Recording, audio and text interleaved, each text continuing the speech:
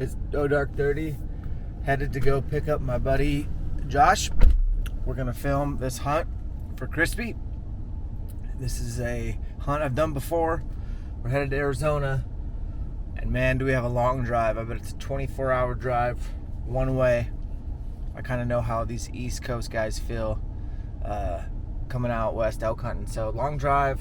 Get there with maybe a half day to do a quick scout, look at the lay of the land. Not only do I have places that are productive that I've been before, but I also have a couple of new really cool spots that I've got from e-scouting and a couple buddies that basically live down there. So we are headed to go pick up Josh, and then we're heading down to Arizona. I'll bring you guys along.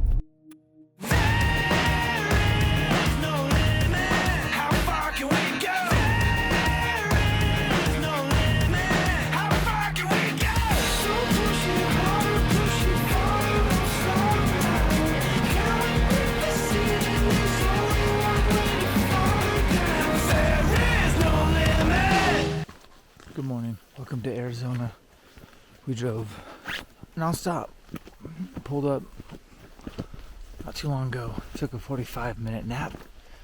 Here we are, hiking up to a glassing spot where I killed an elk here one time. And it was this trail, so it's been a while, but should be glassing some bulls here in a second. Welcome to the Public Land Hustle, late season Arizona, one of the hardest, most challenging archery elk hunts out west. We're glassing them, we're finding them, and then we're gonna go after them. It's an interception game. Here we go.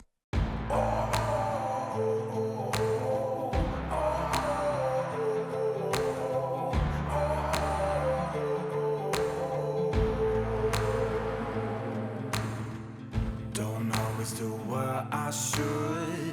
I'd be better if I thought I could. I'm a sucker for adrenaline. Every villain is. Everybody trying to change my ways, but I live just to see you break. I'm a sucker for adrenaline. Every villain is. You take the high road, I'll take the low. Everyone lies cause everyone knows. Feels good to be, feels good to be, feels good to be a little bit bad. Feels good to be, feels good to be, feels good to be a little bit bad. Oh. So after a quick morning of glassing on no sleep, found some bulls.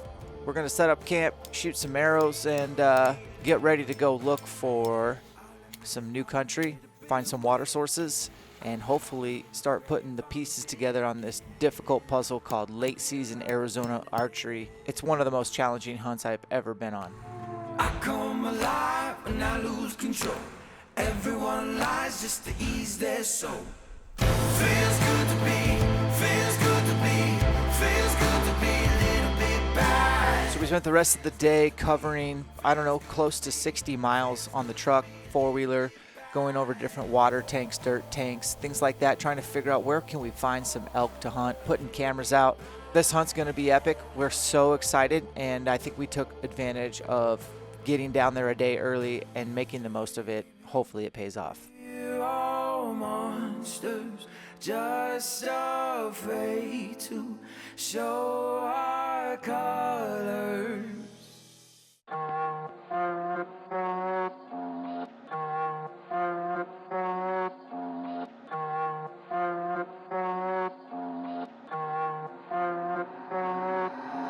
I've been knocked down too much to knock it back up, and I bring the house down whenever the odds are stacked up against me. I know no weapon form shall prosper. It's tempting to quit now, but I'm refusing the offer. Feeling like a champion, I can't sleep no Ambien. Killing every beat I'm landing on, to infinity and beyond. This ain't like I work for this. I'ma show y'all what urgent is. Never been way more certain, man. Ain't nobody more deserving, man. Make way for you. Undisputed, undisputed, undisputed. Undisputed, undisputed, undisputed. I'm a giant.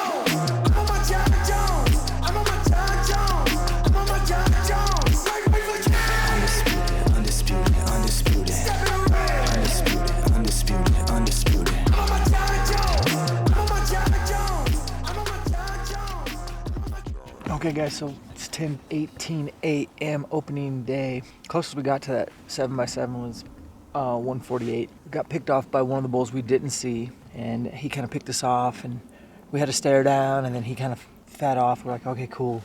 And then we just started closing straight line towards the shooter bull, who was completely preoccupied with eating. And that freaking little 5-point saw us and ran off the hill, and I was like, okay, cool, maybe he's gone. No, he ran up here and barked 12. I think I counted 12 barks in a row. And then this bull finally heard those, stopped feeding, and did like really interesting mature bull stuff where he would just stop and stare for 45 minutes in one spot. No joke. Eventually, he fed off, and I thought maybe he's going to go into this saddle where I've seen elk go in before, and I've actually been in that saddle. No, he angled up to the ridge and went off the backside, kind of going up towards his homies. Here's the God honest to truth right here. God honest truth. The 4 bulls we saw yesterday were not here this morning, and those 3 bulls that we just were on all morning, we may never see him again. And that's kind of what I've experienced here before, is like it seems like these water is so far apart that they just keep constantly doing circles, and they move a lot at night. So tomorrow, or even tonight, we may not see that bull if we hunted here all day.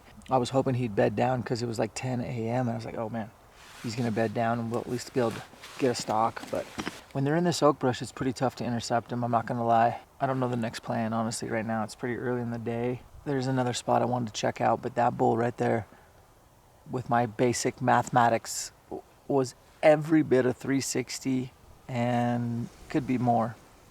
Because he's 7x7, 7 scoreable points, 60-inch main beams, easy. He's 45 inches wide, conservatively, and so he's really wide, really long, heavy. And then you start to add up 7 points on each side, which I got some good looks, and I had him higher. But we'll say 360 conservatively, that's like one of the best bulls I've ever seen. So having fun, and it's beautiful weather. We're gonna probably sneak over to the other side and see if we can see where he went, but there's no sneaking in oak brush. So the terrain on the backside of this mountain was not super conducive to still hunting, where I take a step, glass, take a step, glass. It's got to be kind of steep, and the timber needs to be fairly mature to where I can see anywhere from 80 to 150 yards through the timber, take a step, follow tracks, whatever. It's a very viable option. For me, I killed my Idaho bull this year this way, where I call it stock and spot hunting, where you take a step, glass, and eventually you'll see a bull, you'll see a tan hide, an ear, a piece of the antler, and then you can slowly move in and get a shot when they stand up or shoot them in their bed. And this country just wasn't open to that. The timber wasn't as mature, it wasn't as steep, there was literally no wind, everything was like rocky and dry and crunchy. So after a little while, we realized this was not going to work, and we were just going to bump elk. So we kind of pivoted and went back towards the top. We had a northeast wind, and so the elk, if they did want to come back to the oak brush fields, we'd be waiting for them. But on the way back, we found a dead bull. Mature timber, like Idaho's deep. Like, did you see further? Is that where you can see all the way through the trees? Every time you take a step, it opens up more. Yeah, this is pretty flat, pretty worthless. You're gonna bump them. The trees are too small. I like still hunting in bedrooms a lot. Like, especially when they're not bugling. They're not gonna bugle.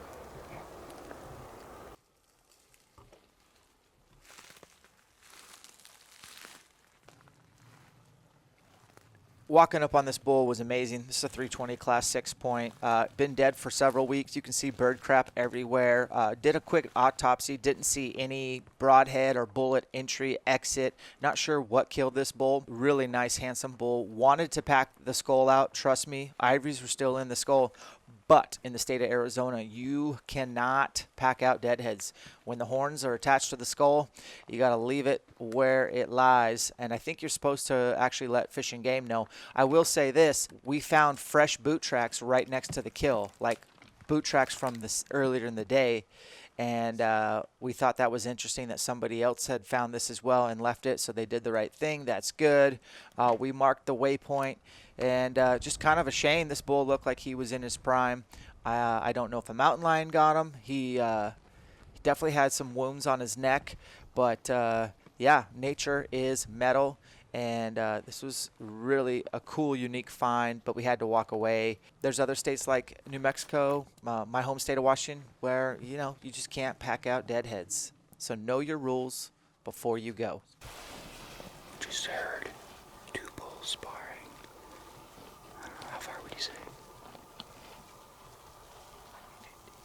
150 yards away. Super loud. It's late in the afternoon. We'll see if we can get in close on them.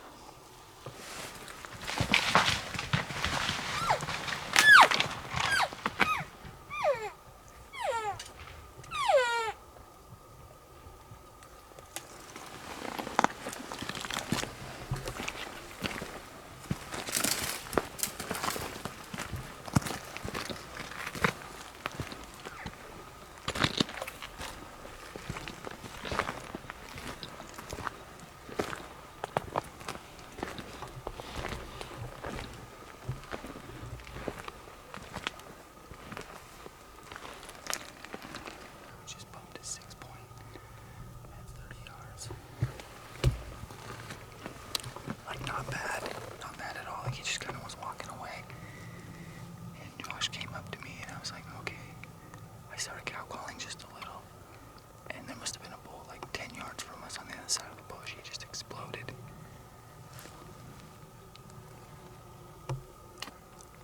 That's not what I wanted to have happen, but there's probably more elk coming. Alright guys, we're hiking off the mountain. This evening we ran into a guide and a client, and guy was cool. He said his specialty was the late season, so I know he saw every elk we did today, but he glassed from way further away. He must have some serious glassing skills, I imagine. But him and his client came in midday, and they hiked right up, and he sat him down right kind of where we were hunting. We ran into him. I think his client was sitting salt, to be honest with you, but whatever. So they kind of never seen one in here before. That was disappointing. And then we worked over, and we were going to try to set up off this saddle, and when you know, we stepped on 2 bulls. Didn't see the one that was like 10 yards away, but saw the other one, nice 6 point. And we glassed over here, nothing. So we got the walk of shame through the last oak brush pile, and then I'll get back to camp pretty late. I'll try to take some nighttime photos tonight and eat a dinner and get a good night's sleep. And then in the morning, I think our plan is to come in the same way we have, and to probably, it's like similar to today. As soon as we see him, confirm that we want to go after him, we're going to haul Bud up here. Josh now behind the camera kind of knows the route I take. I still think it's the fastest, most direct route that you can keep the wind. We just got to get lucky. They got to be just below that belt of oak brush. And if we can't get to them, we're going to circle them and get above them. And we're going to try to get them through the thick stuff. So, see you tomorrow morning. Every time we raise the heat, farther, faster, higher, stronger.